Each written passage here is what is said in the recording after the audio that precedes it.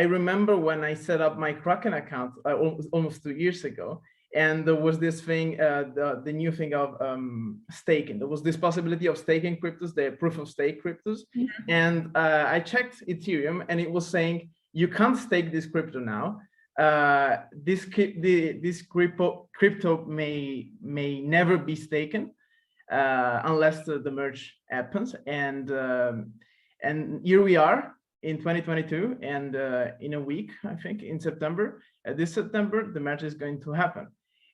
How surprising is this?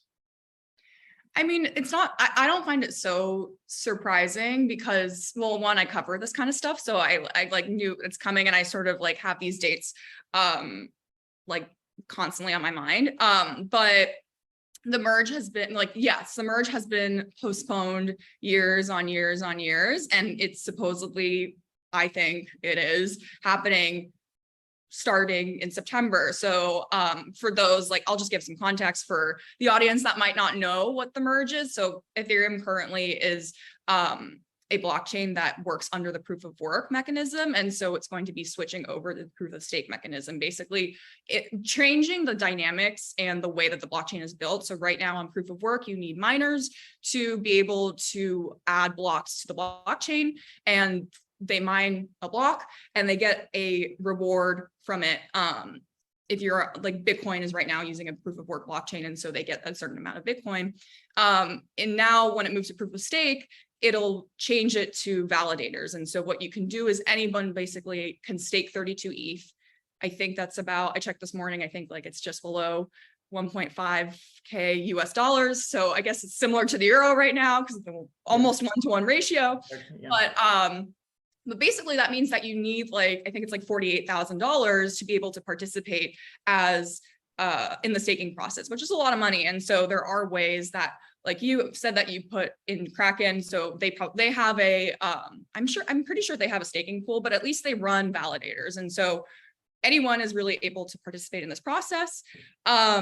Obviously this is like unheard of. It's basically like, I like to think of it as like, you're in a car and it's like, you're on the highway and it's moving, and you're in like a gas car that uses gas, and you need to change it to electricity without like stopping the car, because if you stop the car, like you're going to get in a car accident, right? And all these other things. And so it's a great metaphor. Yeah. Yeah. And so the technology behind it is like, but how do you keep the car moving and change the mechanism of this? And so it's like an unprecedented event. And so they've been running a whole bunch of like test networks. They've been all going pretty well so far. Or like really well so far. There always could be an issue of syncing and like nodes unsyncing or not lining up correctly, but blocks not lining up correctly. But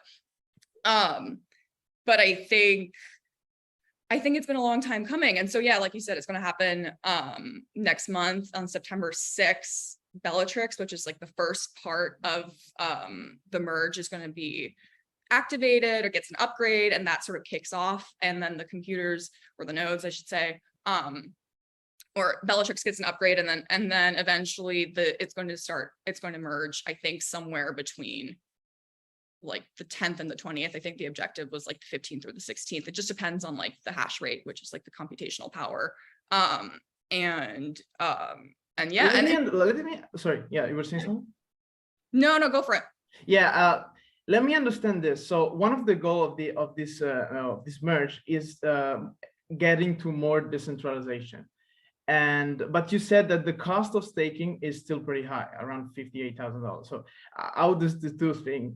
That's a great question. And like, we're all sort of grappling with it. It depends who you ask, right? Like, so proof of work right now, well, let me back up. So the goal of the merge is actually not to make it decentralized. It's like actually just to make, like, the main goal of the merge is to make it more energy efficient. Right now, when it goes to proof of stake, it'll reduce the energy by 99 point, I think it's like 5%. Anyway, yeah.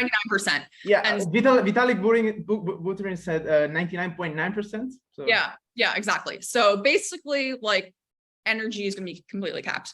I think there are people who have like made arguments that proof of stake is more decentralized than proof of work, and others have made it other ways too. So proof of work right now, if you want to be a miner, you have to have like super specialized computers that are super expensive. And you need to, in order to mine a block, you need to like, and we had a debate about this among my team actually the other day, but you need to complete, I think we decided on the word, a difficult problem. Like it's not a complex math problem, but it's difficult in the sense of like probability. And so the computer does that for you. Now, not everyone can like invest in that kind of hardware, right? There's only certain like mining pools that can do that. And so that's how those miners have sort of like taken control of the mining process. In theory, you can just stake with proof of stake, just stake as 32 ETH and you're part of the process. But like you said, it's $48,000. Not everyone just has $48,000 lying around. So what you can do is you can put it into a staking pool and say, this is how much I'm willing to contribute. And as a process, like they will take all that staked ETH from participants together and run that. Now, when you also look at data, the like validator node operators, most of them are based in like first world countries and like exceedingly in the United States. I actually don't know what the figures are in Europe, but most of the people lower than in the US. Yeah, probably, right? Probably, that's a fair guess. But most of the validators that participate on the Beacon chain, which is the proof of stake chain on Ethereum, are US based. So yeah, these are questions that we're going to have to deal with moving forward. Like how, like we just don't know. You know, we're gonna have to see how it plays.